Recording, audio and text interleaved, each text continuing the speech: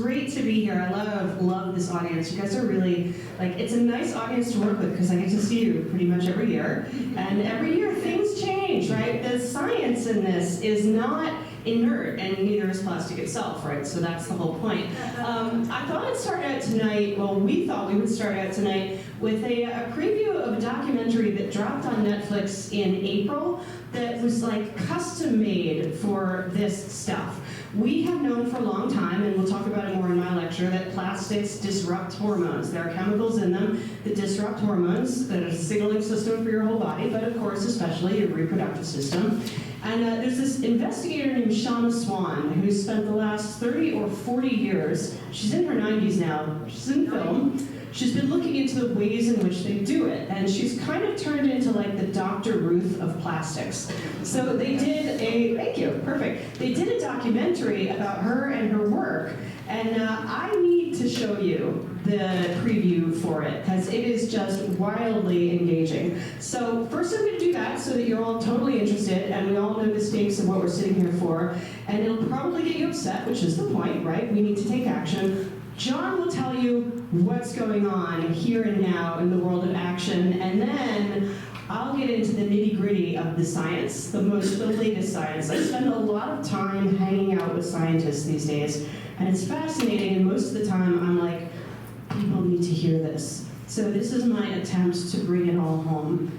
So without further ado, here we go. Microplastics are in everything now. Plastic leaches a crap ton of chemicals. Even the smallest levels of exposure can have profound effects. Fertility worldwide is going down, and it is tightly linked to chemicals that are commonly used in plastic. We have been trying to get pregnant for over 10 years now. 22 months. 2.5 years? Say what you always call yourself. I say, Julie, I'm not a human dildo. This is a 3-month intervention where we recruited 6 couples who have unexplained infertility. We look at measures of semen quality. The cutoff for fertile is about 40. You're technically subfertile, infertile, so that's kind of scary, right? Yes. The question is, if we lower people's exposure to chemicals that are in plastic, can we change their fertility? These chemicals not only affect your fertility, they also have other health consequences. These chemicals can contribute to early heart attacks and stroke, autism, as well as obesogens. Learning more about plastics is opening my eyes to how much bigger it is. Many people think the government takes care of us, but very few chemicals are actually banned from personal care products, and over 1,100 are banned in the EU. To have a child, I believe it is a fundamental human right. I think you'd be the best mom ever, and I really want to see that for you. Plastic doesn't have to come from toxic petroleum-based material. We can learn to do it other ways. You can change, and you can help with the change. All right, so yeah, that is only on Netflix, but it's streaming now. I think we turned this up a lot. Anyway, so I will tell you more about all of that, or some of that. I run an organization now that organizes the researchers who do this and the physicians who translate what they're finding, and pulls them all together grassroots-wise in order to talk to patients and legislators and especially other doctors. So I work with her, so I've got skinny. So stick around. But in the meantime, we need people like John fighting the good fight around here. So he's going to hop up. We'll switch from my computer to his computer. This is where the jujitsu happens. And get him set up.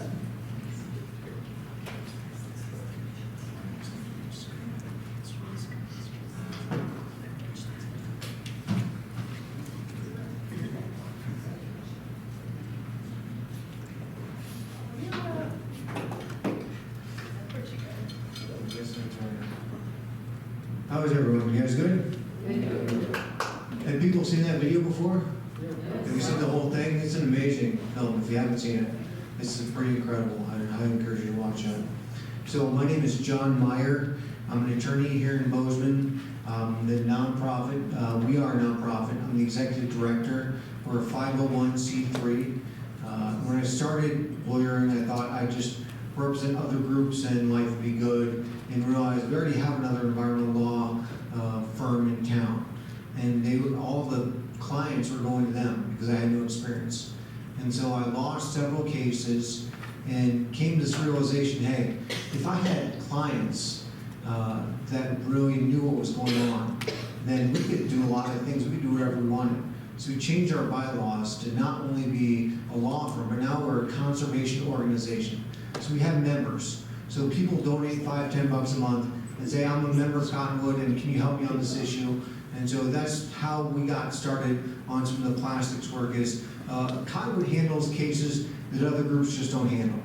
So right now, Cottonwood is working on stopping single-use plastics from being distributed. We're the only conservation group in Montana with that lawsuit. We are also representing several members across the state of Montana who said this is not right. We should be able to stop single-use plastics from moving forward. So we're on the ground and in the courts. This guy here, his name is Spencer. He is now a clerk for a Supreme Court justice in Utah. He came through Cottonwood a couple years ago. That's me in April.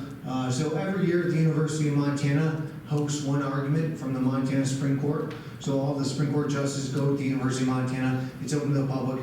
This year they chose a case that I'm working on that I represented this woman right here. Does anyone know who that is? That is May Nan Ellingson.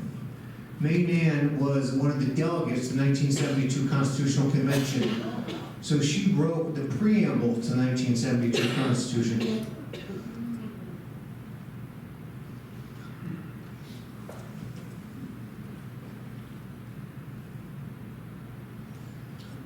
So, yeah, it's a beautiful piece of writing. And so the state of Montana has continued to try and eliminate our rights to pass initiatives. The Montana Constitution says we have the right to ballot initiatives.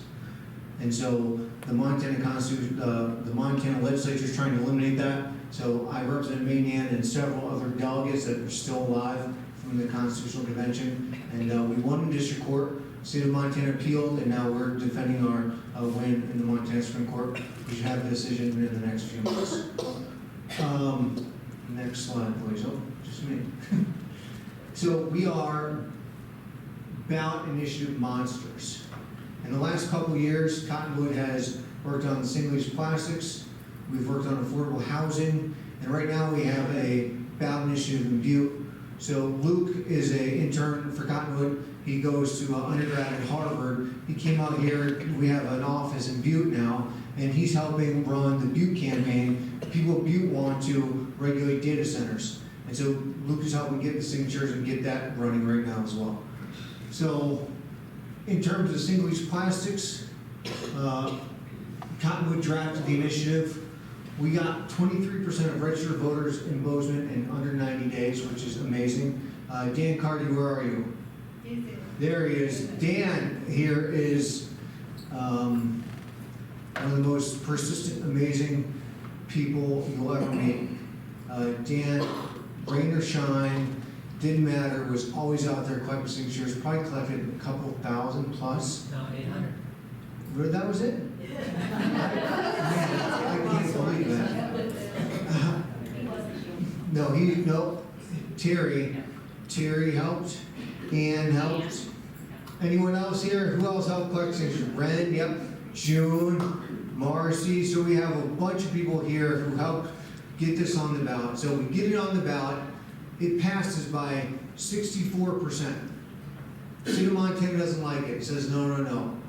That's illegal because the law that we passed in 2021, HB 407, prevents citizens from passing local ballot initiatives to regulate single-use plastics.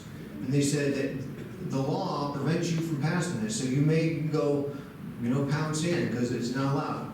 So the state of Montana appeals, and the Montana Supreme Court said, if you guys win the second half of your lawsuit, then the Bozeman plastic bag ban goes into effect. The second part of the lawsuit asks whether single-use plastics infringe upon our right to a clean and healthful environment.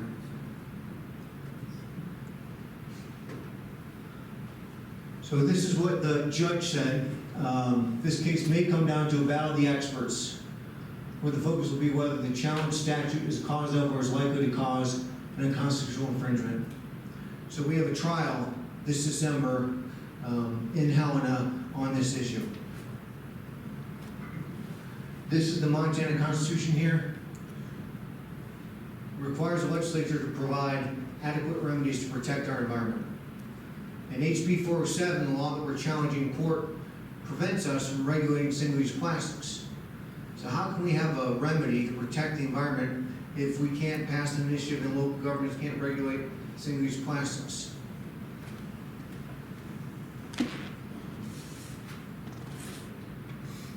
So Montana has two experts in the case. Mr. Weinhall is a representative of the plastic manufacturing industry. This is what they gave us, so I'm not making this stuff up. This is literally what the state of Montana gave us. The last sentence here, he's literally been in every grocery store in the state of Montana. So that's Montana's expert. The second expert there, this is their second expert, Dr. Kelly Johnson. And now we're going to watch a video that we found of Dr. Johnson being interviewed.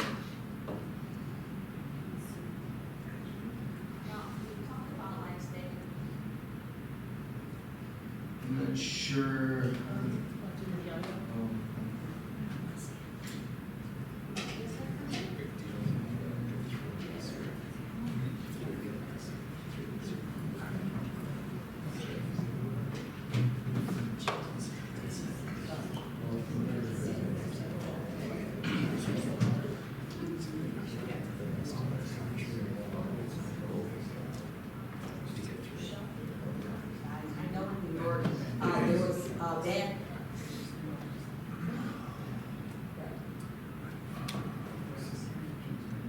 Now, you talked about like staying away from certain things like plastic bags. I know in New York, there was a ban on plastic bags, like, getting them from the supermarket and stuff like that. And that was just like one step to help. What are your thoughts on things like that, when the law gets involved and say like, hey, let's try to reduce our use of plastic? I think it's a good idea. So that is the state of Montana's expert. Says it's a good idea when the law gets involved to reduce plastics. So in the next few weeks, we're going to ask the court to decide the case in our favor without having to bring a bunch of experts from all over the world to talk about how it's impacting our health. Assuming that the judge does not grant what's called the motion for summary judgment, we're going to have a trial in December, and these are some of Cottonwood's experts.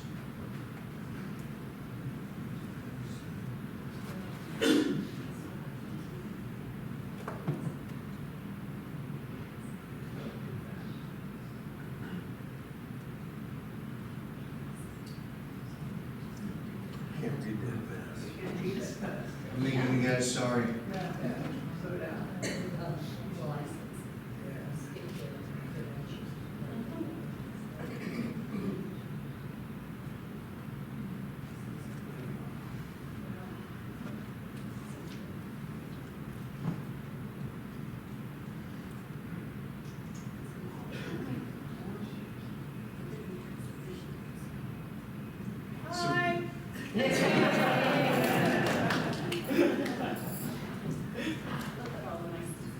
I'll talk about Dr. Wolff in just a minute here. You better not. So, 5 to 6 day jury trial in Helena. We love it if the public folks came and joined us. This is what I think is going to be the first jury trial in the country, if not the world, that's going to talk about single-use plastics. This is a pretty big deal.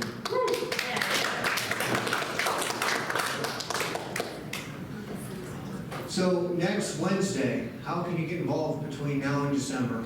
Next Wednesday, 9 a.m., Cottonwood has adopted a stretch of Highway 191 as you're going into the Gallatin Canyon there. Right as you literally cross into the canyon, there's the Gallatin River there. We're going to meet right after that bridge.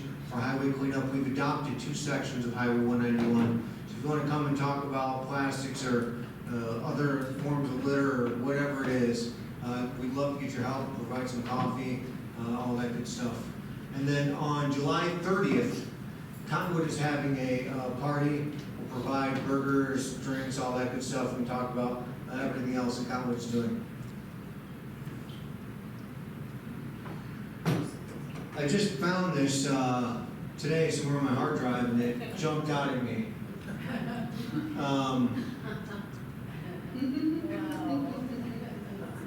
This case has been going on since 2023, and it'll be going on through 2027.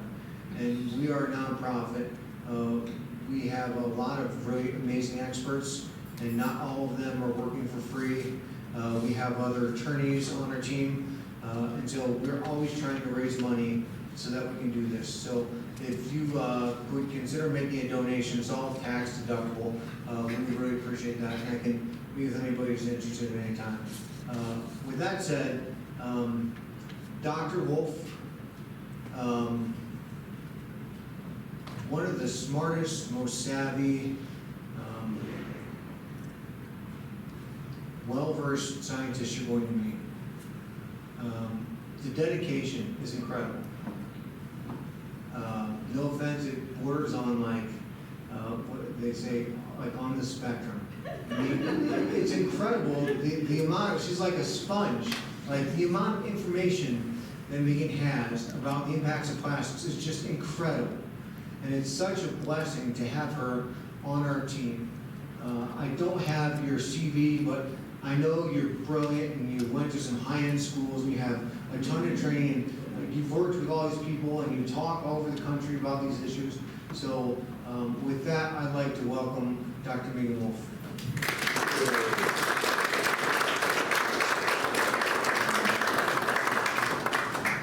Thank you. That was really sweet, John. Yeah, I'm indoctrinated. I do go to a lot of workshops, and I get to hang out basically with the scientists, having discovered that once you get a bunch of letters after your name, when you walk into a fancy room and they're like, "Hi, can I listen in?" And you say, "Oh, by the way, I'm doctor. I don't know what I'm talking about." They let you sit there. And then you know what you're talking about, and they take you seriously, which was actually really the point of doing it in the first place, was to get into the room where it happens and get the people in there to take me seriously, and they are, which is super cool. So actually, I just came back last week from what I was calling Endocrine Disruption Summer Camp, which was a convening of 125 of the scientists that are doing this work for a week, just hanging out, talking about their latest unpublished research findings all morning long, and then in the afternoon going hiking, and like literally they had like marshmallow roasting in the evening. It was really fun and totally scary. So I changed up my slide deck this time to include a lot of what I have been learning from people that let me come and sit in the room, and then oftentimes they also join my organization, and that allows me to put them into contact with people like John and to be part of the fight that needs to be happening. So Mary Kosuth, P-Snap, Rob Byron, P-Snap, Sean Swan, P-Snap. P-Snap's the name of my group, by the way. Basically everybody there except the Montana guy, Elser. I don't know him yet, but soon he'll be in P-Snap. Mark my words. Or don't. Anyway, let's see. Now I just have to remember how to run my own slide deck, and we'll be good. Why is this? I'm missing a prompt here. Sorry. That's the embarrassing part.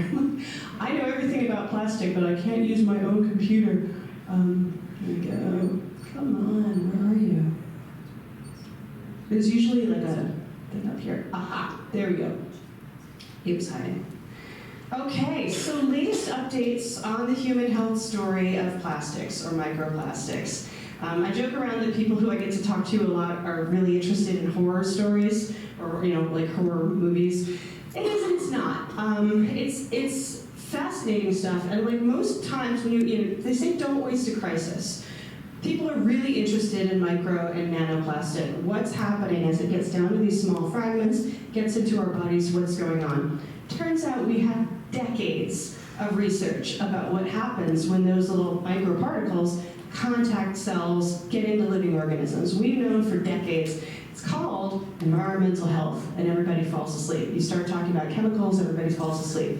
But it's the same chemicals that are in microplastics that are getting into our bodies. So we already had a head start in knowing what's going on with this, and now the research is crunching super fast. So almost all of what I'm going to talk about right now is a combination of the environmental backstory, very shortened, and research that's just come out in the last 5 years, just moving at lightning speed.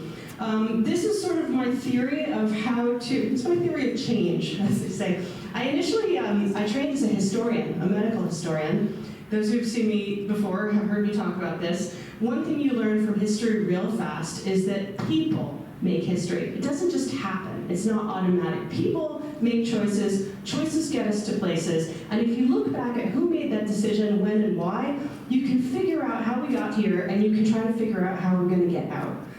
It's not inevitable. Problems that are not inevitable are solvable. And that can seem really daunting when we get into some of our environmental problems. But frankly, these are pretty short-lived problems. Plastic, as we know it today, hasn't really been around until about 1950. Plastics were invented in the 1800s, that's its own little lecture, but really it was after World War II that we started putting plastic into commercial production and making things out of it that were in common use all the time. And we've just been ramping it up since then. And as we ramp it up, we also throw it out because we've been taught that a lot of this stuff you can just use once. It's so cheap, it's so easy to make, it's so inexpensive to produce, at least monetarily. Use it once and throw it away. So we managed to produce nearly 10 billion tons of the stuff, and that is the first problem people notice. Like, there just seems to be plastic everywhere. And if you're wondering, like, what are some of the things, it's not just the single-use stuff. We think of that as like the frivolous plastics, but frankly, I'm wearing an oil spill. This is going to be like rayon, our tables, our carpets. Our whole built environment has components of plastics in them. And as we're starting to understand what happens to that plastic as it gets into us, things get really interesting. Keep your eye on the prize. Two things. This is not inevitable. We can change it. And a lot of it, half of it, is totally unnecessary. The packaging, the single-use stuff is literally half of the problem. So don't feel too worried about your carpeting and your table when we still have half of the easy stuff to get rid of. The carpeting and the table we can reformulate later. So okay, what's the crux of the issue? Well, plastic, it turns out, doesn't just hang around in the environment. I mean, it does that, right? But it breaks down first into what we call macroplastics, which are, little shards of things. If you are in a parking lot, you saw somebody ran over a pen. Those are macroplastics all over the place. Microplastics are the size of a grain of sand or smaller. And that was a term coined in 2004 or 5. So it's a new term. This is, oh look, it's getting smaller and smaller. In the last 5 to 10 years, we're getting smaller than that, and that's nanoplastic. And that is what the conferences are all about right now, and that is where the physicians and the research scientists and so on are paying attention. Because as microplastics go, okay, they're the size of a grain of salt, the pencil tip.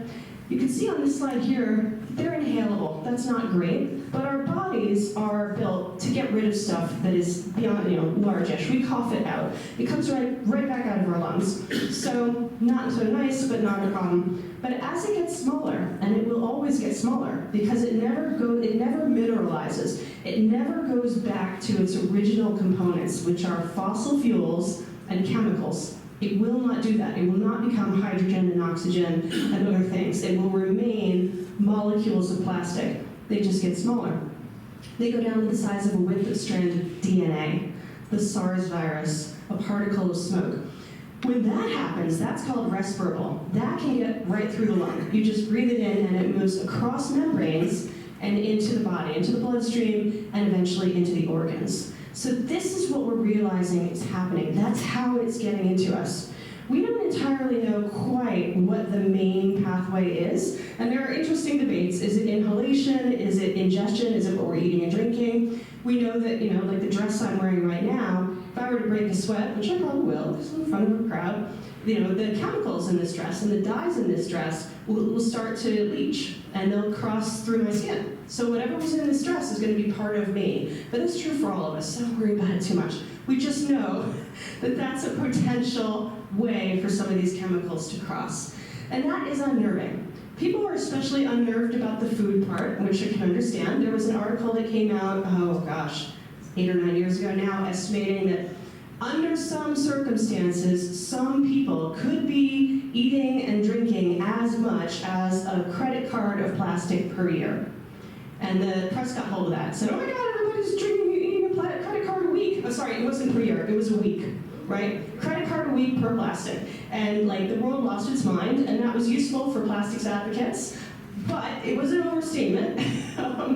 Even so, though, it caused people to be, number one, freaked out, and number two, kind of disempowered, which led to a lot of dark humor on the internet and in general. We started seeing a lot of memes about all the microplastics that we can eat. You can have them on your food, you can have them, they're spices, they're the 2030 food pyramid of antidepressants at the top and microplastics at the bottom. And this I love. I eat a credit card every Sunday. Just get it all out of the way and have a nice plastic-free week. So we deal with a lot of what we can't handle, we deal with humor, which I think is great. But let's think seriously, honestly, where are they? Well, like I said, the actual microplastics we probably pass, which is the vast majority of what we're eating and drinking and inhaling. We're passing it. But there is a tiny fraction of very tiny plastics that are passing through membranes. So there's been a race to research to figure out where they were. What parts of us are they in? First, they were noticed in animals, 2018 human feces, and then it moves along from there, and it just keeps on going. I basically ran out of room on the slide. The findings of this year, follicular fluid, cerebrospinal fluid, I think was the more recent one. But we're running out of places to look. It is everywhere. So, okay, what does that do? Well, there are two sides of the ledger here, particle effects and chemical effects. As tiny itty-bitty particles, what are they doing? That's really hard to tell because when you get down to the nanoscale, it's almost impossible to do any imaging at all. It's just too small. Every time we get better at imaging, we find more micro and nanoplastic, and we start to be able to guess more. One thing we know about particle effects is everywhere that we find particles, if you put them in a petri dish with a living cell for pretty much any animal, or if you see them on it's called a histology. It's a slide that is a part of a human, and you can see what's happening there. A couple of doctors in the room. I had to look up that word last year. So, but if you look on a histology slide, what you see is inflammation. So your cells are miserable. You see reactive oxidative stress, which I also had to look up. You see one miserable thing after another until eventually you see some cell death. Well, what happened there? Were these microplastics, did they just spear the cell? Or was it the chemicals that the microplastics were made out of that bothered the cell? We can't really tell at this point. And I will say something here. It's very important to the petrochemical industry that this not be true, because this is a growth product. As people start to put on more solar panels, buy more electric vehicles, this is where we can put the fossil fuels, is into plastic. That's where the fossil carbons go. So it's important that they hold on to the market. And frankly, we're looking at an industry that is easily mistaken for the economy itself. So what we're hearing a lot of at conferences, in Q&A, kind of everywhere I go since January, which is interesting, it only started in January, is, we don't know what's happening with the particles, therefore we can't do anything. It's not appropriate to take any action at all because we don't know anything about particles, which is kind of hilarious in a really tart way because we have 40 years of research and more on the chemical effects. And even so, it kind of doesn't matter. It's like humidity. It's both. There's no need to take them apart. It's not you, it's me, it's the heat, it's the humidity. One way or another, you get a wet bulb effect, which is a really sick organism. We've seen it in the animals. We've seen it in the petri dishes. And when you look at the population health models, which I'll get to, you see it in us. Or at least it really looks like you're seeing it as. Basically, right now, we're living through what happened with the tobacco industry and smoking. As we'd already demonstrated that smoking and cancer were correlated, then there was demonstration by the 1950s that was causal, and then industry pushed back for 40 or 50 years. We're seeing it now. So we're working on the causal data, and that's the stuff I've been going to conferences and been like, whoa, how's it doing what it's doing? Whoa. So, all right, on the chemical side, we think of these little particles that get into the body, think of them as Trojan horses. Once they're in there, they're constantly leaching out the chemicals that they are made of. They don't just have the chemicals in them, they are the chemicals. Any given piece of plastic, in order to be hard or be pink or be soft or not burst into flame, it needs a lot of additives. And it's those additives that I'm talking about. Also important to mention that all of these are created by the hand of us. They're all synthetic, or what scientists call novel entities. So they don't occur naturally, which means we haven't evolved to deal with them. They're new to us. So they sit in us like Trojan horses, and they just continually, they're not inert. They let themselves go. And I keep saying it's carbon, and also carbon-based, it's fossil fuels and petrochemicals. Well, we know a few things about these chemicals.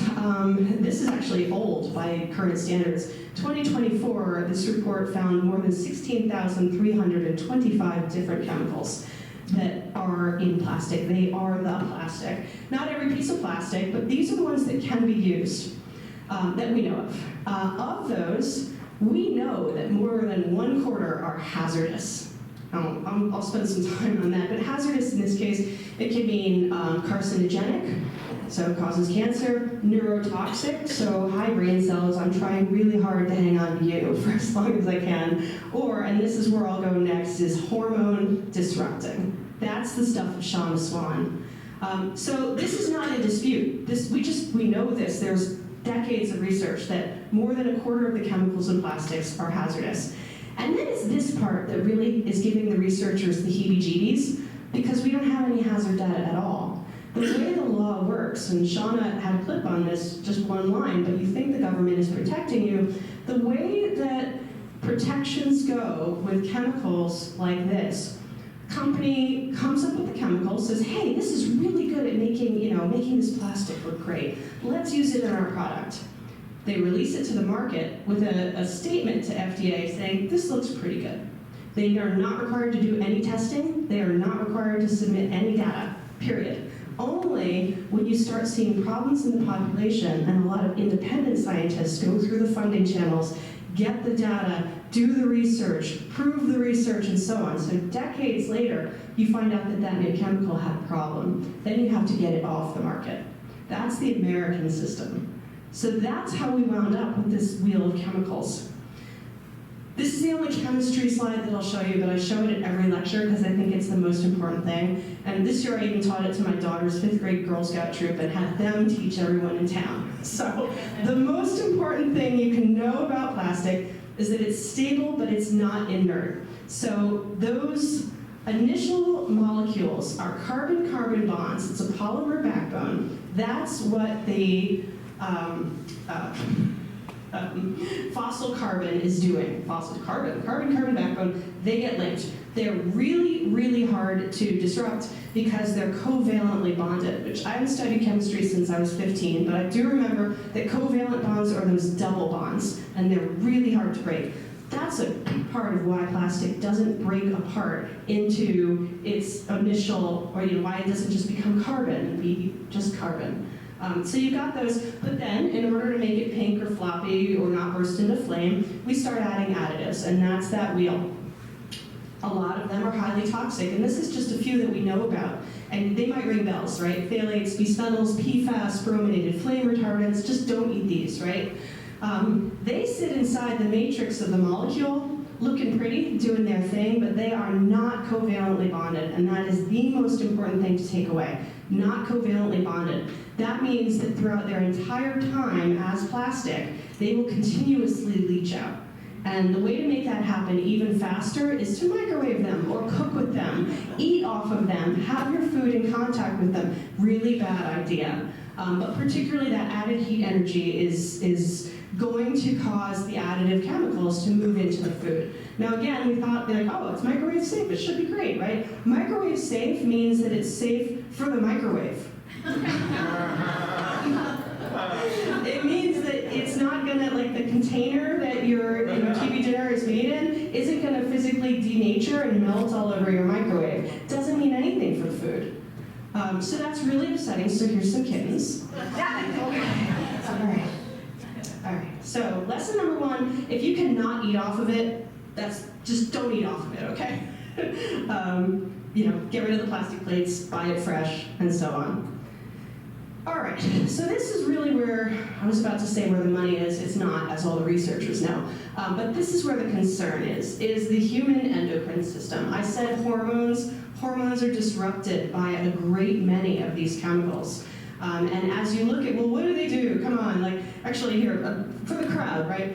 Name a part of your body, any organ in the body that responds to hormones, that's dependent on hormones. Reproductive.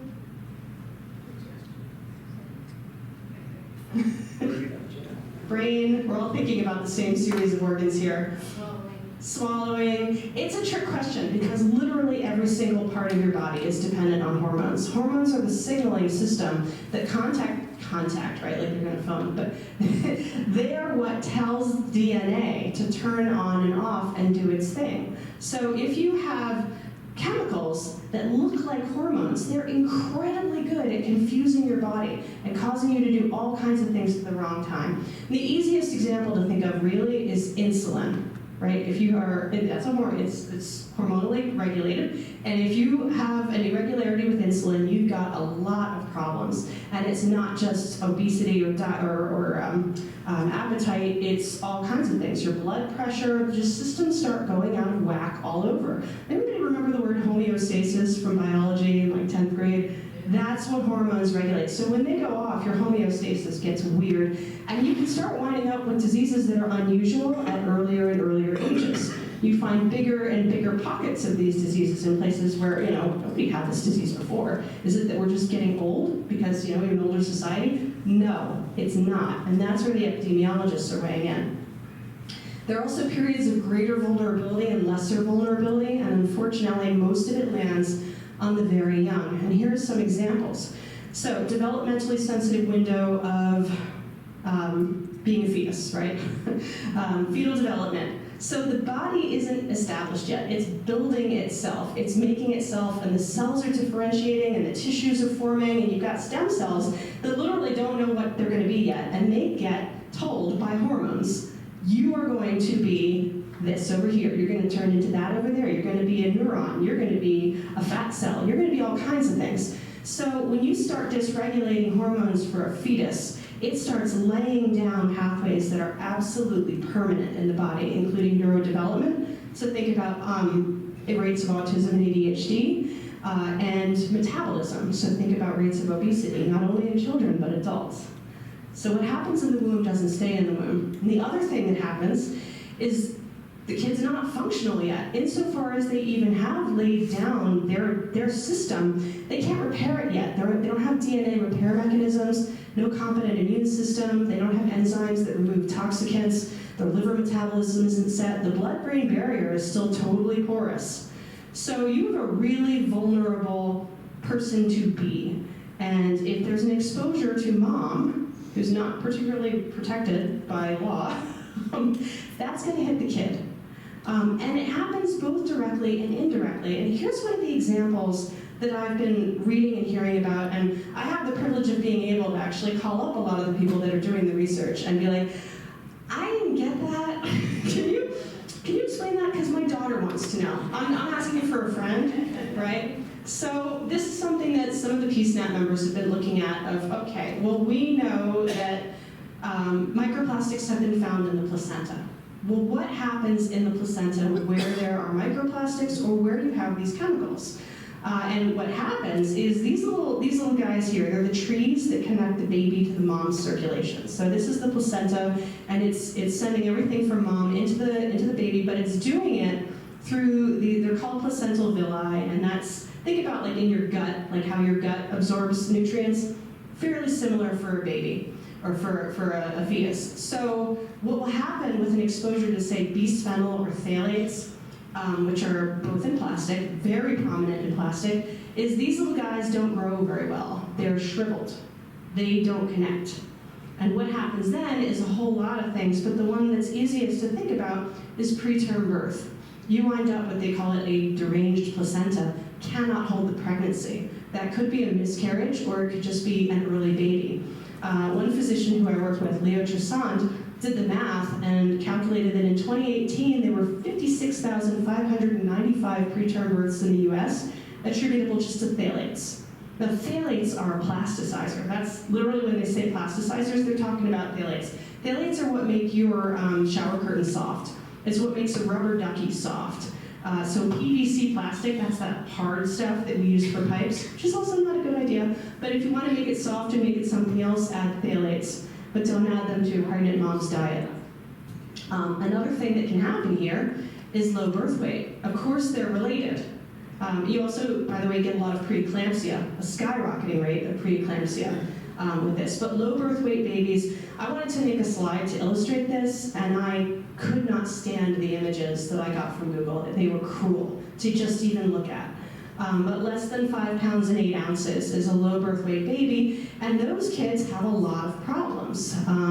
But here's an interesting piece where one exposure connects to another thing and another thing, which is low birth weight babies, they're born really small, they very frequently catch up real fast, and then they keep on going. And you find increasing rates of adults who are obese, who have high blood pressure, who have insulin and diabetes problems, who are low birth weight kids. We call this the thrifty gene. You could say it's a hypothesis, but that's what it is. The fetus is not receiving enough nutrient from mom because those villi are all shriveled up. So the fetus gets really good at turning all of that it can into fat, into storage, and using every single thing. The place that we see this in history was the Dutch hunger winter from 1944 to 45, when Holland was blockaded and they ran out of food. They couldn't get anything in because they were blockaded by Germany. So there was famine. And the babies, the children who were born in 1945, when they were followed through as adults, they had a hugely increased risk of diabetes and heart disease, and also obesity. So we're seeing that in kids now, in the obesity rate now, that's a prenatal exposure that plays out, and you don't see it. We call it a hit and run exposure. It happens, and then much later on you see what the sequelae was. Here's some easy graphs here. Global plastic production tripled since 1990, but these are also, the top one is low birth weight rate, up on the same curve, and estimated preeclampsia, same curve. And I started looking into this because the obstetrics and gynecologists, the obstetricians in PSNAP were saying, hey, I see a normal patient population. I started my practice 25 years ago, and now most of my patients have gestational diabetes. And the rates of preeclampsia are super high. Why do women in their 20s and 30s have so much trouble not only getting pregnant, but carrying a fetus to term now? So the doctors are looking at this. As are the researchers who are looking, we call them now the particle researchers. Where are the particles? Garcia et al. Is a lab that I know the investigators, they're in PSNAP. The number of placentas that they've looked at and found micro and nanoplastics is getting to be just 1-to-1. Garcia et al., 62 out of 62. So this can explain a lot of things about what we're starting to see clinically. So here's my cat. Okay. I'm gonna take a breath. This is Ronan. He's really nice. He smells good. Okay. Babies. This will get better, I promise, really. Just get the babies. Early life. We're going to stick with obesity because it's actually a little bit less upsetting in some ways than reproductive health and certainly autism and ADHD. Obesity, okay. So now you get a person or an animal, lab animal, that is born, and we're going to call this, what do we call this? We call this the postnatal period. There's a lot of things that you call it. It's neonatal period. This is a mouse study that actually was done in 2005 and replicated over and over again. These two mice, they're born, they're happy little lab mice, and the one that's really big is exposed from days 1 through 5 to doses of diethylsylvestrol, which was a drug, it's an estrogen mimic drug that was given to women between 1940 and 1970 to try to prevent miscarriage, on the idea that like, oh, it's an estrogen, it fixed everything. But it's a synthetic estrogen. It blocks those estrogen receptors, things go haywire, and we know in women that it caused incredible cancers and infertility. It also had impacts on boys, that's a whole other story. But it gets used in these kinds of studies to find out, like, how is this working, right? Tiny, tiny dose given to healthy mouse babies for 5 days, and then they let them grow up. And they give them the same food and the same exercise as the other mice, and this is those mice at 6 months. Massive obesity on the mice that had that exposure. After birth, but during a really, really sensitive period of development. Well, it turns out this is happening all over, not on purpose. That was the lab example. We think, okay, maybe that's what's happening to us, right? Yeah, probably. This is where the research is going. So this was a paper in 2011 that looked around the animal kingdom to say, are we the only ones getting fat around here?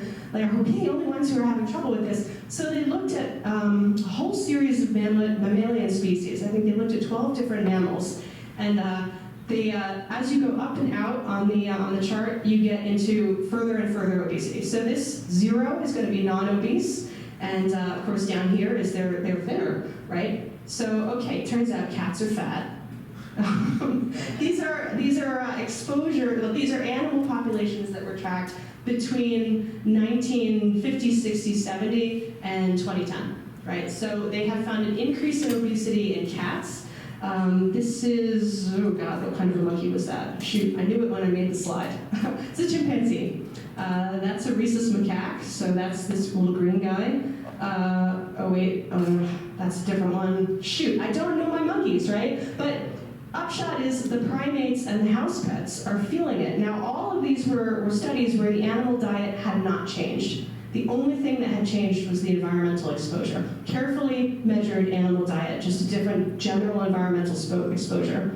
In terms of the pets, in 2007, this was a report from a pet insurance company reporting a 19% increase in claims related to pet obesity. So, okay, it's not just us. That's really interesting.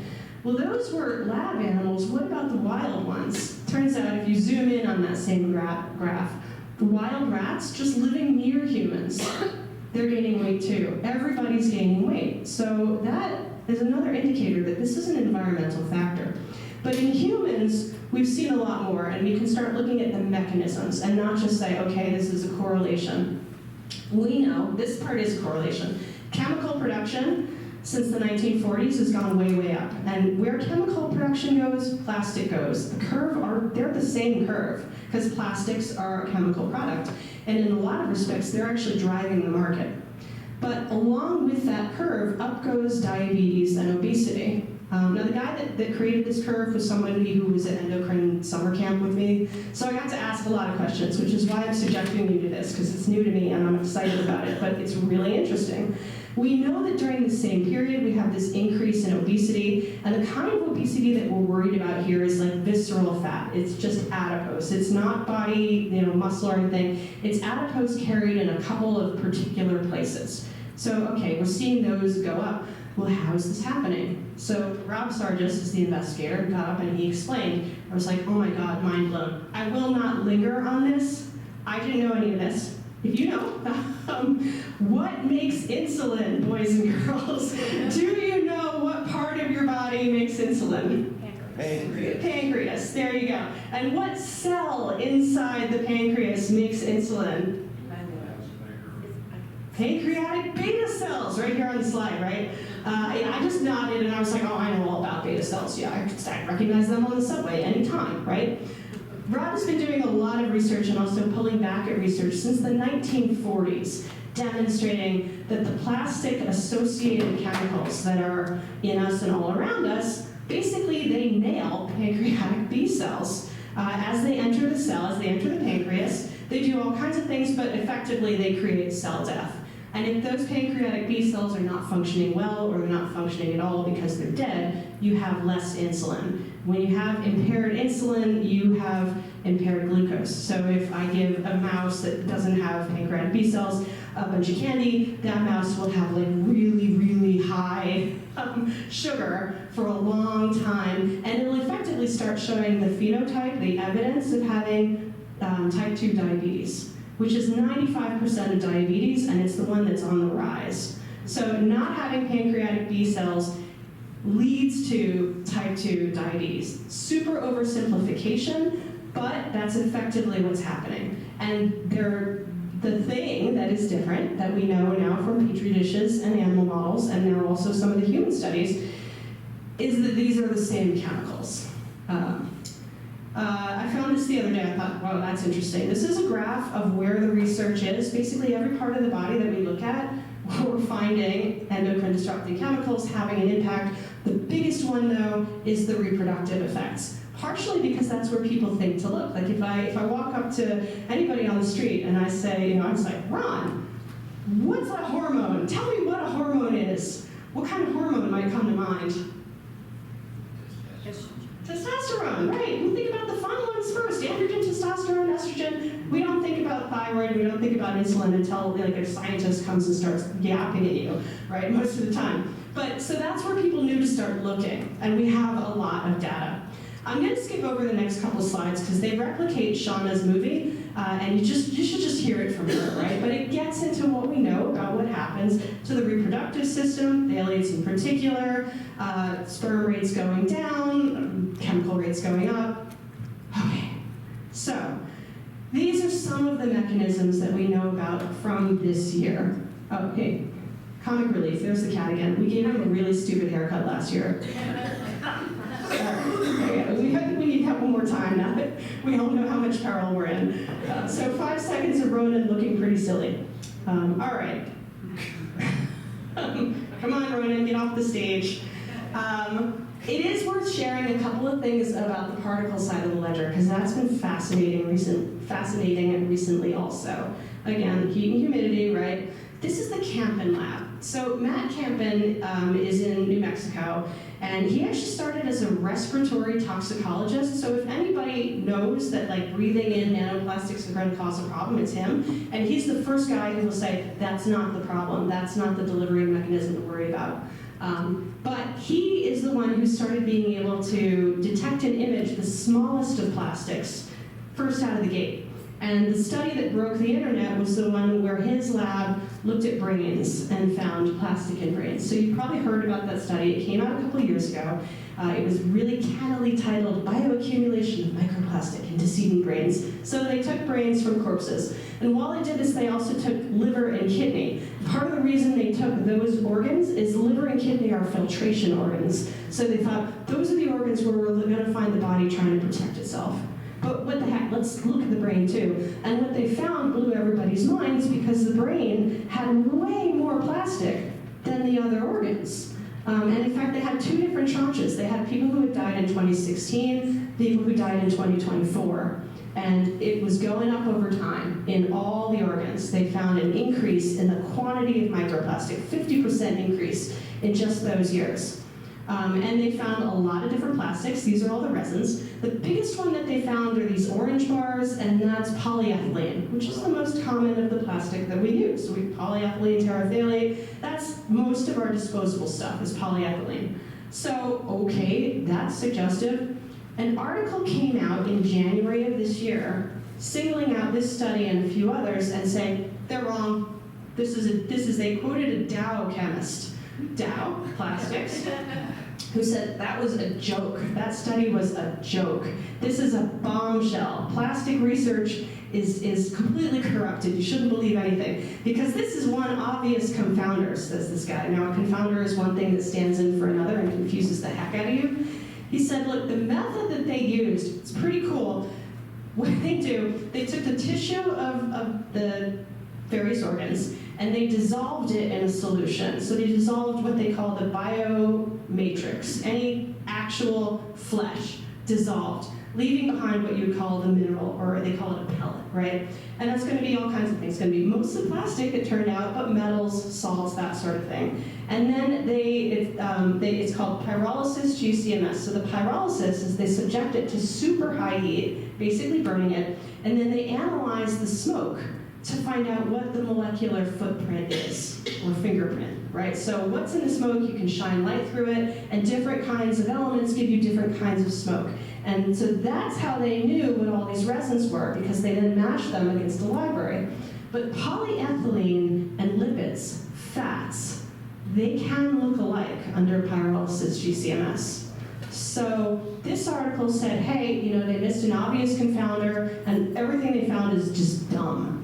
Well, they didn't actually even read the whole article, right? The article was like, hey, look, this is a confounder, and we controlled for it in this way, and this way, and this way. This is, though, a brand new methodology. It absolutely needs improvement. We think we're overstating the case. We really hope there's not this much plastic in the brain. Most of what they sampled happened to be the frontal cortex, the front part of the brain where we do our thinking. And they were like, we really hope the whole brain isn't like this, because that is too much plastic.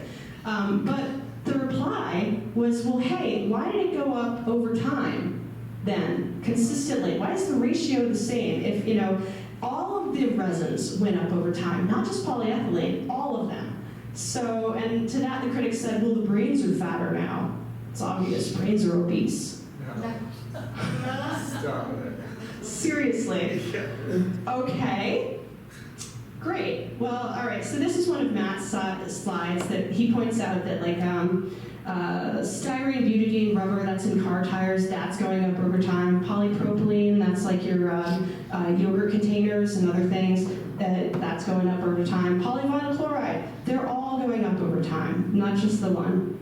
But then here's another kind of proof of it. So this is one of the images from the brain study. They found what they're calling them haystacks. They found that the nanoplastics, when they say, we used orthogonal methods, which means they used more than one detection method. They did pyrolysis GCMS, and then they threw everything else they could too, to make sure that they were seeing what they were seeing. And one thing they did was transmission electron microscopy, or TEM. So I had to look that up today, but it does allow for a level of imaging. And what they found was these little shards, and nobody had ever seen microplastics looking like this. By the way, microplastics is the wrong term. We're really in the nanoscale now, but they hadn't seen this. So what is this? Why are they stacked up like that? Why do they look like that? That's just weird. But it's consistent. All the studies now are finding this. They also found that when they took those same shards, and this is unpublished, this is in preprint, so it hasn't finished peer review, but it's been working on it for a year. They took those same shards and they subjected them to chloroform to watch them melt, because if they were plastic, they were going to melt. Fat wouldn't do that. And then they also subjected them to 130 degrees Celsius heat for 24 hours, because that is the temperature at which polyethylene melts. And lo and behold, it melted. So, okay. And the other thing is about mass concentration, right? It's going up. We've got 50% more plastic now than we used to in our brains. That's very disturbing. Impossible. You all have fat, obese brains. Okay, so this is unpublished, so I couldn't actually show you the graphs and the data, but they're in New Mexico, and the University of New Mexico has lots and lots of animal samples in jars, just like the Museum of Natural History. They especially had a lot of kangaroo rats going back to 1966, which is before plastic production really takes off. There's not a lot of plastic going on in 1966. So Eve Rowland, who was a doctoral candidate and is now a professor, started looking at the kangaroo rat brains, and she found exactly the same thing. Basically, no plastic in 1966, and then as you get closer and closer to the modern moment, you get more and more plastic.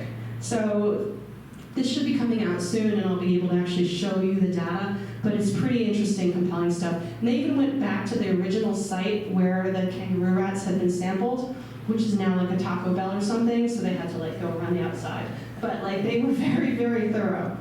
And this is the other thing that's I think this is the last of the findings that I'll show you today that kind of broke my brain. Matt had a conference, I mentioned it, it's the one where, no, this is another one. I spent a lot of time at conferences. This was in January, it was in New Mexico, and all the particle researchers were all there. So it was the particle paparazzi and the red carpet for anybody who's a really cool particle scientist. And this guy, you can tell from his glasses, is a really cool particle scientist. right? So he came out with this scintillating paper called Mechanisms of Quiescent Nanoplastic Formation in Subcrystalline Polymers. What is he even asking here? He's saying, all right, the critics are saying, we don't know anything about nanoplastics or even where they come from or how they got here. So let's look at that. So he's been taking plastics in his lab and stressing them, putting them under sunlight, under heat. 70% of plastics are made in this way, let's get that, that they have like an outer, they call it the amorphous layer, and then these like really hard bonds. They're kind of crystalline. And so he stresses the plastic out and looks at the way in which it breaks down. And this is his quote: "The soft part, the amorphous layers, act like a kind of glue, and they hold the hard, semi-crystalline layers together. But they naturally separate over time. And when that adhesive force weakens, the hard layers break off without any external stimulus, just by themselves, they're aging, mass-producing nanofragments that become a threat to human health and ecosystems." So what is he even saying here? He's saying, okay, that's how we form nanoplastics. We age normal plastics. In the lab, he can do it in a day. In natural circumstances, just sitting out in the environment, no particular stressor, how long does it take? Anybody want to take a guess how long it takes, like a plastic bottle to go from a bottle to a nanoplastic? 2 weeks. 2 weeks. Madeline in the back? I know you taught me this. But I never lectured on it before. This is my test crew. Okay, about 50 years. Which is, how much plastic have we had lying around for how long? So this was the most important finding to come out of this conference, right? The word he used at the conference was tsunami. And the images that he's getting of what the nanoparticles look like are those haystacks. They're these shards that the Camden Lab is finding.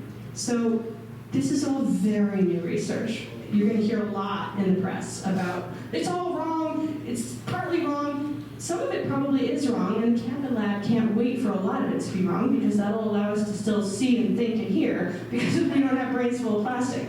But this is where the new research is going. And that's why we think that the levels are going up in the brain over time, because it's those nanoparticles that can cross into the brain, not the microparticles. So the more nano you have around you, the more you can have in you. And we do also know from animal models that if you put like a fish in a bowl and then you have a whole lot of nanoparticles, it gets them in its body. But then if you take the same fish and you put it in a clean bowl, they flush out. So that is good to know. It's called the lymphatic system. It's true even in the brain. So yes, our bodies can do this, but not if we're living in a tsunami of nanoplastics. So here's some kittens. Now we're going on to solutions, and I've probably been talking way too long, but none of you have left and nobody's crying. So that's good. All right, kittens, yeah, okay. Oh, the microplastics tonight, they really make me feel insignificant. So how do we solve this? Well, here's the thing, right? It's not brain science, it's not rocket science, it's not even neurology, it's none of the above.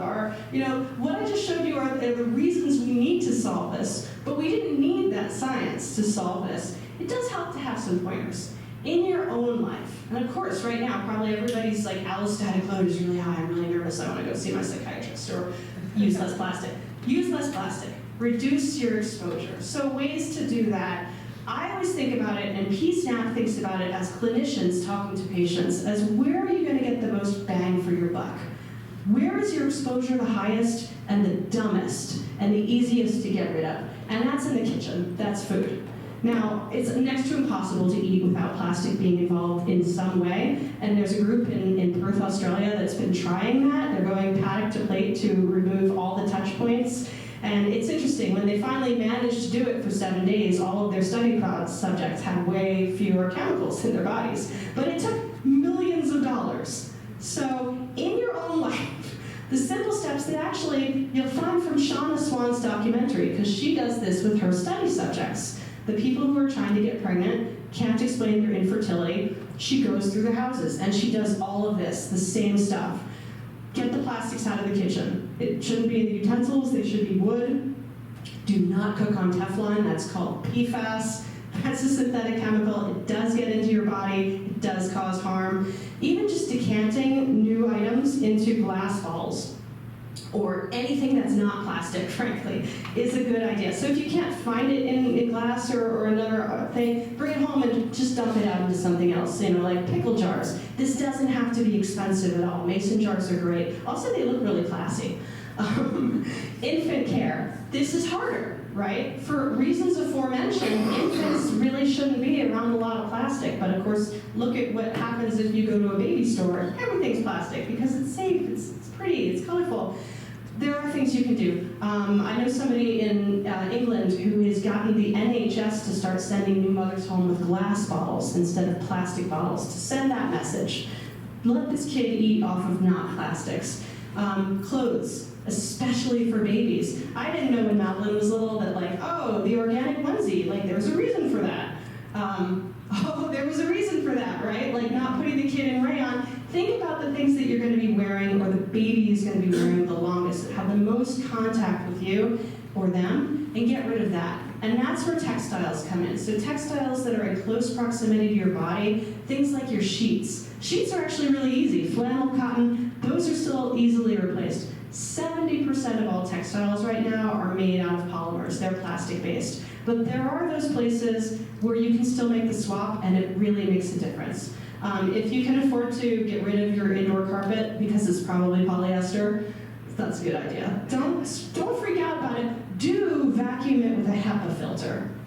So get a good vacuum that has a HEPA filter, and that way you don't get as much dust. Workout clothes are really tough because, of course, cotton kills when you're on the trail, right? We all know that. So I don't know how to figure that one out, but we do know that as you sweat, your workout clothes are going to be leaching into you. So reverse osmosis water filters, that's a tall order, but it turns out a lot of the scientists say this is the first thing to do. And in fact, at endocrine summer camp, it's really funny to see what the scientists do at dinner. And one of them sat down next to me with her little water flask, and she said, "I brought my RO water filter with me to camp," meaning her reverse osmosis water filter. I was like, I guess you drove here? But there are so many contaminants in water in so many ways that the more you can filter your water, the better off you'll be for a whole lot of reasons. But of course, it's stupid expensive. Who can afford this, right? A whole house water filter, which is great because if you shower, your pores open up, PFAS goes right into you, that's a problem. But that is out of reach of almost everybody. Almost everybody. So these kinds of suggestions just get silly really fast, and this should be infuriating. Why should you be breaking your head trying to avoid all of this by yourself? Some of it's a market thing, but a lot of it really is about regulatory systems. In Europe, they say, no data, no market. You can't bring it to market until you show the data that it's not hazardous. And we've been trying to get that through in the US for decades. Maybe when there's a new iteration of the FDA, which could be coming soon, we'll manage that. But in general, here's the good news. This is not as heavy a lift as it looks because the population is already right there. Everybody hates microplastics. Everybody. 81% of US voters support reducing the amount of plastic that's produced. 78% support national policies reducing single-use plastic foam. 85% support increasing the use of reusable packaging and foodware. People really support this. They do in Bozeman, we sure know that. I think maybe this is where John was getting the thousands that we thought that Dan collected. You guys got over 10,000 signatures last summer, and it was hot. People still signed, and then 63% of Bozeman voters voted yes. That is really irrefutable. The people have spoken. So we have a problematic regulatory system, but we know what the people want. That's great. And then, Ren, I saw this at your table on Tuesday. Do you wonder whatever happened to the bag ban? Well, yes, we do. See us in court in December. We know that people get even more upset when it's about their health. As these studies come out, people get more and more interested, the more advertised the studies are. And the Campen study on the brain is really the one that got the most attention, and the polls are showing it. Also, turns out people really like politicians who pass environmental legislation. Next Friday, I'm going to go speak to the National Caucus of Environmental Legislators in Chicago. And I spoke to them about 6 months ago, and I got to ask the legislators. I showed them this, and I said, so what makes it difficult to pass legislation if you know your constituents want it and they'll think better of you? And they said, the thing is, that's just a poll. It's still really scary to do it because the lobbyists fund the campaigns. Oh. But this is where I got in there, right? So I worked with John for a while, and that was great. It was such a learning experience. And the Cottonwood office, I love being in that office. It is so full of amazing energy. But I had my own spectrum-y plastics energy. And so I broke off and I created PSnap about 16 months ago. Because I realized that people are listening to physicians and they're listening to scientists more than anybody else. This is really where the minds are getting made up. People ask me at my lectures, like, why didn't my doctor tell me about any of this? Well, they didn't know. This is new research. So, and who do doctors listen to? Other doctors.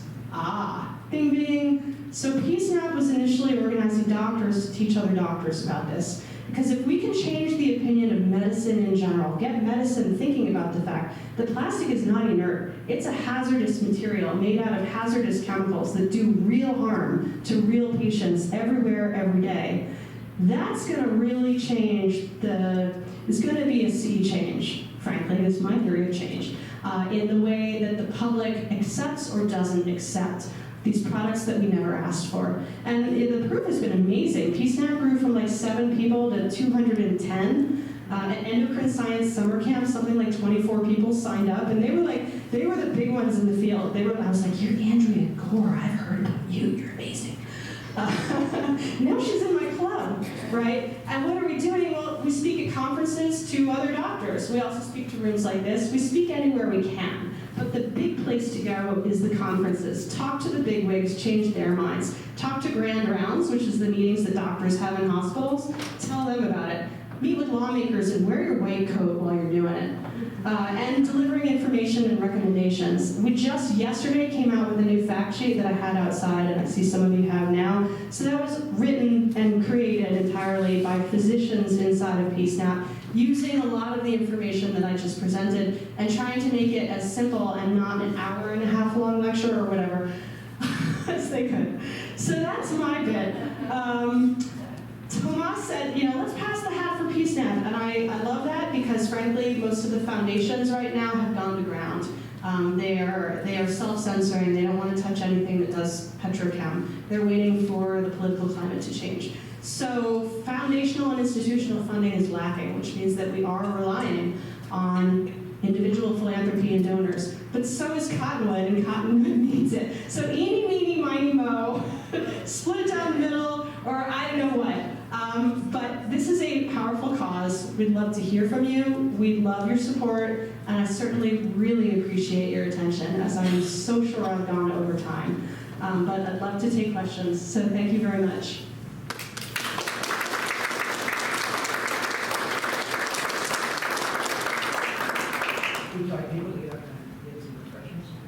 Let's do some questions. I think because people have a lot of questions since we had a social hour. So right there, and I'm sorry, I don't remember your name. Marcy. So we've all watched obesity rates go up.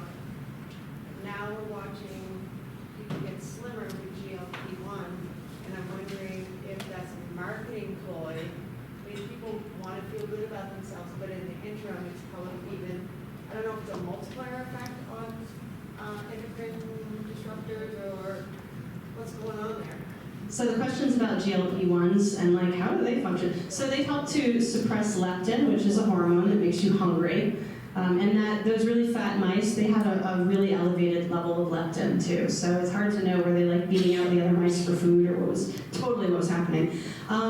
That's not known, honestly. I mean, they're working on the same mechanism there of hormones and the relationship between fat cells and hormones and so on. One thing I can say, because I saw him say it in a lecture, somebody asked Matt Campen, how does knowing all of this change your life?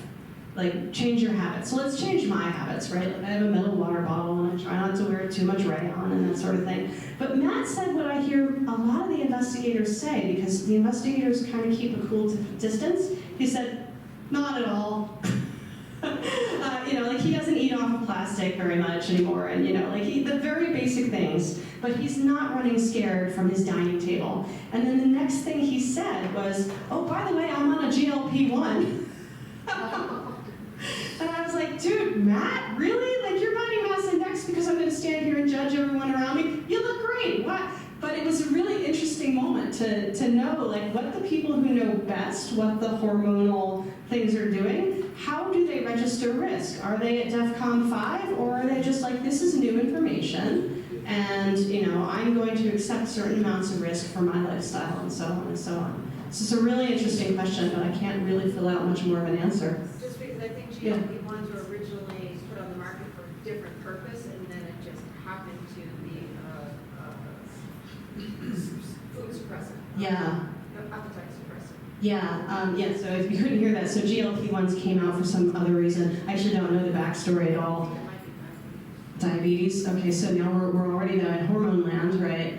And that's called an off-label use, when you have a drug that you give for one reason and it turns out it does this other thing, and everyone's like, hey, let's rebrand it, yeah.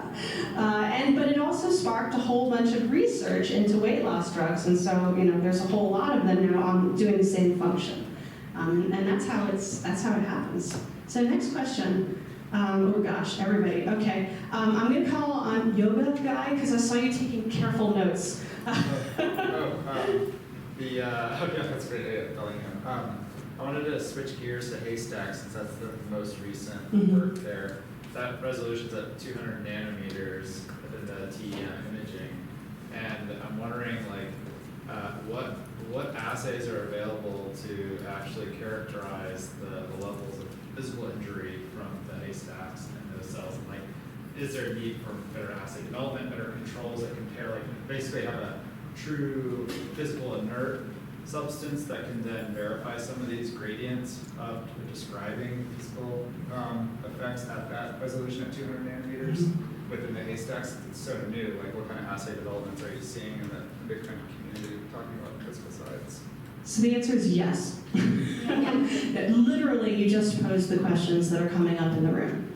So there are lots of new assay developments underway in the Camden lab and in a lot of other labs.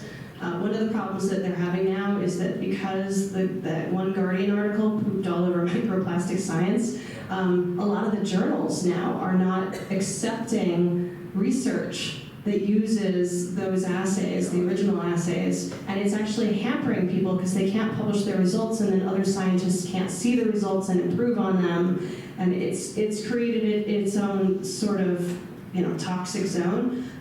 But so anyway, even if I were up on the literature, I probably couldn't repeat exactly what the assays were, but I know where to look in the literature, and the answer is basically they're racing to find new ones. We don't know anything about what those physical properties of those nanoplastic shards do, and that's a legitimate criticism. We don't know. We don't know if they're in some way causing mechanical damage, or is it all chemical damage? We have no idea, honestly. Is it safe to at least go back to probably some older methodology of just cell respiration and health? Like, I think that there's a really cool assay that's developed for cancer, like basically individual cancer cells that were going offshoot. Like at Arizona State, they had this really cool single cell assay, and they put the cell in the arena, and they can essentially read pH and oxygen and all the different things on the single cell to characterize the fate of the cancer cell. I was wondering if maybe we could use that kind of assay for this kind of. That is really cool, and you're above my pay grade now. Yeah. Honestly, like in my day job, I get questions like that a lot. This is my day job. And then I connect that person with the investigator. So if you're serious and this is your work, I'll text him right now. I'll let's talk afterward, and I'll do a letter of introduction to some investigators who can help answer that. Yeah. All right. Lots of questions here, but I'm seeing the same 3 hands. So in the back first, and then here, and then in the back again. Has there been any research about the nanoplastics and the increased rate of autism and Alzheimer's? Okay, so has there been research on nanoplastics and autism and Alzheimer's? Yes and yes and yes. but barely any. The autism research is the furthest one out there, but it's not about the nanoplastics. And that's the thing, like, I joke around about, like, people come to the lecture for the microplastics and they stay for the endocrine disruption. Like, we know that endocrine disrupting chemicals can lead, they open pathways to ADHD and autism. And there's a big and growing literature. ADHD and autism are both, we call them a phenotype. It's kind of like you have a stomach ache. Why do you have a stomach ache? There's so many different ways that you can get to a stomach ache that have, you know, like I ate a daffodil, now my stomach hurts, versus I have, an ulcer. So we don't, one of the pathways to autism and ADHD is absolutely bisphenols and phthalates in prenatal exposure. And that's mediated, meaning, you know, it's another thing that comes in by the sex of the fetus. So males have a much harder time, and there are reasons for that, and that's another lecture. But yeah, with Alzheimer's, the Campen lab found that their subjects who had Alzheimer's and dementia had far more microplastic in their brains, but they absolutely don't know which side the horse is on and which side the cart is on, because the blood-brain barrier is more permeable with those disorders, and so more plastic can get over it. So they found more plastic, but they're thinking, well, did it cause it, or is it there because those cells were in distress? And I thought about creating some slides of this year's research, and I decided I was in over my head. So we don't know. We know it's correlated, but we don't know where the causal side is.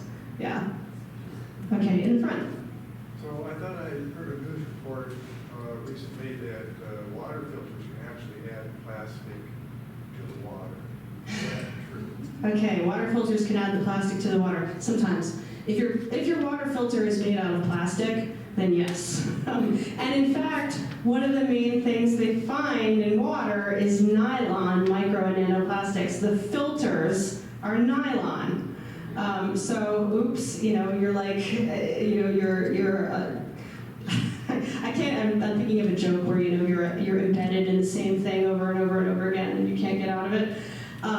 That's why the reverse osmosis ones are the state of the art, because they're the ones that are less plastic and that filter on a molecular level that is too small. Now, sooner or later, nothing is too small for a nanoparticle, right? And that's part of the discomfort in this field. But as far as we can get it, reverse osmosis filters are the way to go. Yeah. In the back. So you did touch on this, but I just want to clarify. I'm thinking of all the foods you bring home from the grocery store, and most of them are in plastic.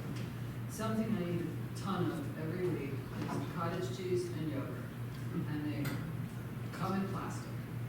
Am I helping myself by coming home and dumping them into plastic, to glass, or is that doing nothing? I asked the people in the Perth study that just last week, and they said dump it into the glass. They said decant it. We don't really have data that demonstrates what extent, but literally on this planet, those are the people who know that answer closest, and they said decant. So, it's early days yet. Next year maybe I'll come back and be like, no, stop decanting.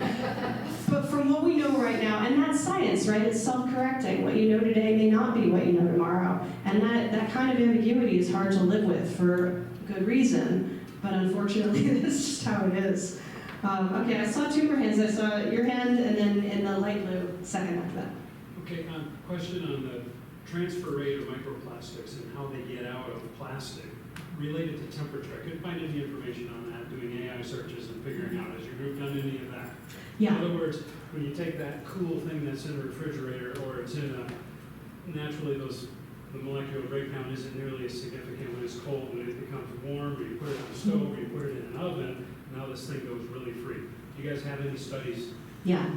Yeah, so the place you find the most research on that is a group called the Food Packaging Forum, which is led by another friend of mine from Microplastic Summer Camp, Jane Munke, M-U-N-C-K-E. There's a very large European team that's done a lot of work. Some of it is where they'll microwave water in plastic, and then they'll measure they measure the number of micro and nanoplastics that are measurable that come out. So we know from those studies that as you microwave an item, you get more nanoplastics and more microplastics. All plastic is constantly shedding. It's just like skin. So it's constantly breaking down, but it breaks down faster in the microwave, presumably on the stove also. And then there are exposure studies also that look at the chemicals, the leachates basically, coming out and into the food. The Food Packaging Forum is also looking at that. So, I mean, if you want specific citations, see me after class, I can get them for you. But yeah, if you look up like microwave and nanoplastic or microplastic as your search terms, you'll start hitting that literature. Yeah. In the light, in the blue, and then red. I was just going to say, to hedge your bets, leave behind a layer of yogurt that touches the pasta. So use a metal spoon, don't just make a bump. But, just leave behind, like maybe a quarter inch. Well, it's all touching the plastic. Well, then don't, just get from the inside and just leave behind the layer. Yeah, we can and will drive ourselves mad. And that's kind of why this Perth study is like amazing, because they can and did drive themselves mad for years. And when they came down to it, like minimizing the touch points, like they thought about the spoon, right? Like what are the contaminants? What could be touching here? You get literally surgical when you think about like, well, what could come into my sterile field? So yeah. But the investigators who think about it all the time are actually kind of chill. I think it's like when you first jump into the water, it's the scariest. And then as you start to sort of realize, like, these are still pretty small levels that we're dealing with. So, a spoonful of yogurt isn't going to break the bank. Ren, go ahead. Well, just continuing with the yogurt, there's one brand, Mountain Health, they sell it at the co-op, and it comes in a glass jar. And then, just like, it bugs me about Kind bars. Like, I stopped buying things. There's a chocolate bar called Hue, and it comes in a paper wrapper and a compostable inner wrapper. And so we can write to companies, that's another thing, and say, I stopped buying your product and I started buying Hue because they use compostable. And more companies will get the message, I feel like. And then, about, continuing on that line of companies getting the message, like, the businesses see how many in town, locally see how many people voted for the bag ban. Even if we win this court case in December, it'll probably be appealed by the lobbies, be held up in the courts, and everybody gets frustrated. But there is something we can do, is we can get more businesses in town to join our reusable revolution. So if you'd like a flyer to give to a manager, we've got Tree Line Coffee and Town and Country Foods are our main BYO bag and BYO mug. We've got boomerang bags all over town. If anybody wants to donate fabric, reusable bags they have around, we can create change without the government. The government we do need, so I'm so thankful to all you guys and all the work, but we can work on all angles. So please ask a store or a coffee shop to join, and we'll get this to grow and be really big. Yeah, it's both and. It's all of these pressure points they build. So when you're frustrated in one area, just go over here for a while. I have a question too, though, if there's any research, because what got me into this is that I was diagnosed with endometriosis as a teenager. I was told it was from the toxins and now endometriosis is an epidemic. It's happening in epidemic proportions in teenage girls. And then when my son was a teenager, he developed breast buds. And he was very, very concerned about that because he didn't want to have large breasts. And they did go away, but the doctor. So I just wonder if there's any research on all the sexual dysphoria we're seeing, the sex change operation kids are having. Is there any research on that? It's a good question, it's a big question. The only investigator who will talk about it publicly is Sean Swan. So see the movie, and she does get in there. Phthalate, so we know phthalate exposures prenatally mess boys and girls up in a myriad of ways. I'm gonna skip the slides, but we know that like puberty comes earlier now. It's every decade, puberty for girls has been 1 month earlier. So the onset of menarche is earlier. Endometriosis, polycystic ovarian syndrome, all of those are phthalate exposure linked. So there is plenty. The question about gender identity is a lot harder and is basically unanswerable because identity cannot be measured in a lab. So the lab animals that are used most for this kind of research tend to be frogs. And we do see that if you expose frogs to hormone disruptors, they change gender, or rather they change sex. Right. So a male frog by sex will have ovaries in its testes. Or rather, will have eggs in its testes. And the guy that did a lot of this work, I just forgot his name, but it'll come back. Anyway, so we know that, but you still can't ask a frog how it feels about its masculinity, right? Like, there's absolutely no way to know.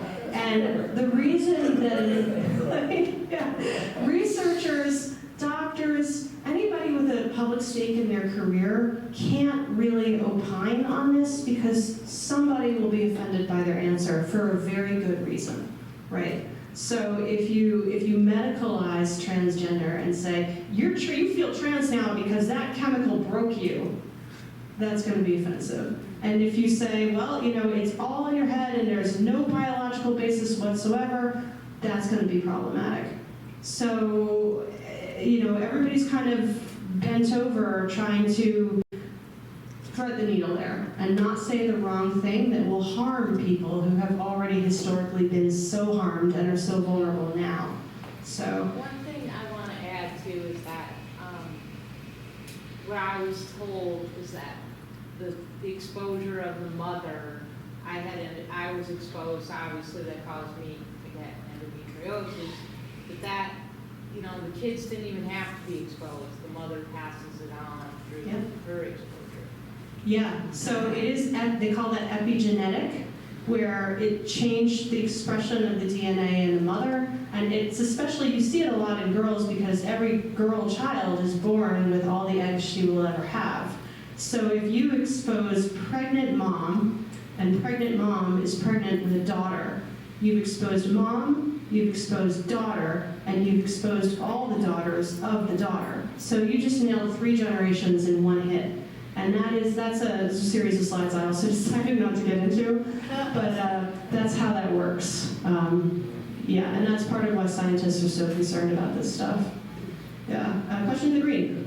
When we recycle plastics, do they have a way to safely convert these terrible things into a safe product, or denature all what's going on? It's terrible. If we stop right now and we get all the inventory of all the bad plastics that we got, is there a way chemically to change those properties that would affect into nature ourselves? It's a great question, right? So when we recycle plastics, what happens? And it's really 2 questions here. What happens, and is there a way for that to not happen? The answer, when you recycle plastics, you compound the problem because you have everything you started with, and now you have it all melted, and then you need more additives in order to get back to a new product. But you also have contaminants. So when investigators investigate, like, well, what's in the recycled plastic, they find a lot of pesticide, they find a lot of pharmaceuticals, because those plastics were used to hold pesticides and pharmaceuticals. So that's a problem. So like, don't eat off of recycled plastic, like at all. Don't, the recycled plastic baby toys, yeah, no. Is there a way for that to not happen? Super controversial answer. The only way to chemically strip a plastic is through pyrolysis. Now that word keeps coming up, pyrolysis, pyro, heating, superheating, fire. Industry likes to call this chemical recycling, where they superheat the plastic and they can basically strip out a lot of the additive molecules, if not all of them, and then regroup some of the molecules and create a pure plastic. It is possible to do it, but the pure plastic that you get out is something like 2 to 5% of what you put in. And the rest that you get out is basically toxic sludge, which is then used to burn to fuel the whole process. So industry will say, like, look, we're turning plastic back at bottle to bottle. Chemical recycling is the best thing ever. We just got rid of all of this plastic. Well, what you just did was you burned a giant mountain of plastic in order to make this tiny little bit right here. And you created an incredible amount of pollution in the process. So I have like negative answers to every single question anybody can ask, but I have a really cute cat. So, Tomas. I'd like to introduce a gentleman here from Healthful. Your name is not Strauss. Yeah. I butchered your name too bad. Yeah. Okay. No, about recycling in Europe. You grew up in Switzerland and Germany. Yeah. And my problem is less, I know plastic is bad. I'm not a scientist, I'm a cook. And I'm a scuba diver, and I like nature. The question is, how can we eliminate the production of plastic? And I have a few ideas. For example, the city of Tübingen didn't forbid the plastic, but they taxed every little bowl, plastic bowl or cardboard bowl. If it's one way, they tax it 50 cents. And then every cup, coffee cup to go, 50 cents. Every spoon, every straw, 25 cents. And That's called eco-modulated pricing. So they got taken, that was in 2022, they got instantly taken to court by McDonald's. And they called it a tax. So they fought it all the way to the Constitutional Court and won. And by then already a second town, Koblenz, started doing the same thing. And a half a year later, Freiburg and Breisgau started doing the same. And currently, 150 cities, and some are very large cities, doing the same thing. In the first year, Tübingen collected $1 million on the taxes. The next year it went down to 700,000. It keeps going down. And the reason is people start bringing their own dishes to buy food. They got away from one way. And I think with the tsunami coming, it's kind of, it is very important to do the science. But the action of the lawyer is, I think, what we need to stop it. And I'm much more interested in solutions than, I mean, you made me depressed. I have to antidepressant, but for example, Switzerland, they don't hand plastic bag out in the grocery store. They charge 60 cents for the flimsy plastic bag. So people start bringing their own bags. And this bag is made in a home for handicapped people. Right. My sister was the occupational therapist who came up with that. They make very solid, heavy bags and sell them for 55 bucks. And brother, I had to buy it and I bought several. But you can load them up. You can carry 50, 60 pounds in a bag. And you finance the handicapped kids. Right. Right. You occupy them and you finance. They are pretty much, they have a wood shop, they have a textile shop, they have art shop, printing shops. And I think we need to get more creative how to change it. And I think Tübingen's approach is super. Yeah, I mean, all solutions are on the table. It's not going to just be one thing. We need to be coming in from all sides. So the legal side is really important. The regulatory side is important. The medical side is important. The market is important. Like all of the places that one sees fit to place emphasis are going to be useful. Yeah. There's going to be a huge market opening when we win this lawsuit in December. Because overnight, you're not going to be able to get a plastic grocery bag anymore. And so if you know someone who's making bags, I would highly encourage you to reach out to the grocery store a month before and say, hey, we'd like to start selling our bags for when this goes into effect next month. And just to be ready, because people are going to say, okay, what do I do? where am I gonna go? There's no tax allowed. We're just not getting out bags anymore. So we're gonna have to figure it out pretty quick. I want to add one cool thing, and that is that there is a reusable revolution act happening. There's a reuse act in Congress right now. I don't know how far to go. States are passing extended producer responsibility laws like they have in Europe. And Grand Canyon National Park in 2027 will be all reusables. And there's groups trying to create the infrastructure to make reusables as easy as our trash infrastructure was set up. So 2028 Olympics in LA will also be all reusables.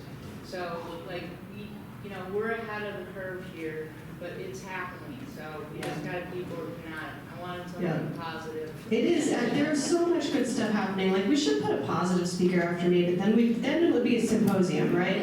So I cannot help but notice that my own family already left, which is never a good sign. I know Terry had one more thing to say, so let's close it out with Terry, and then I think there's still some cookies in the back. I'll stay and answer questions. But Terry, what?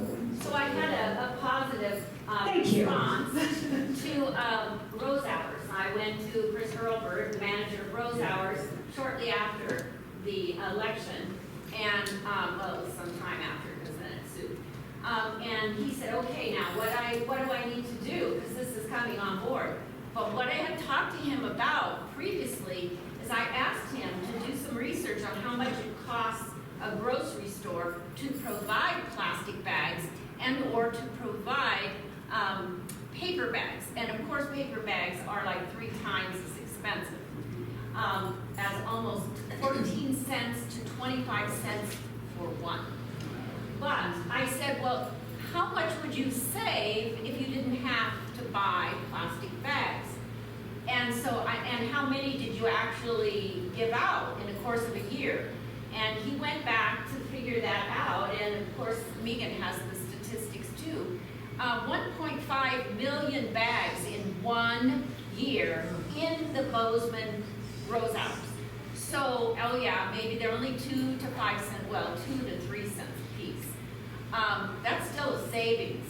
And you compound that with all the other grocery stores. That was one grocery store, 1 year, and that's 1.5 million bags in Bozeman, Montana. So it is a boon to the grocery stores to save money if people brought their own.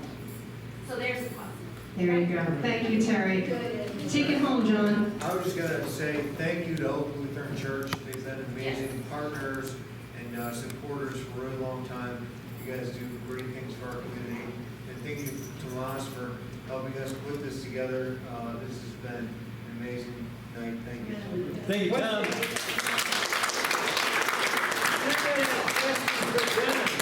So next week, the party for Cottonwood is going to be where and when?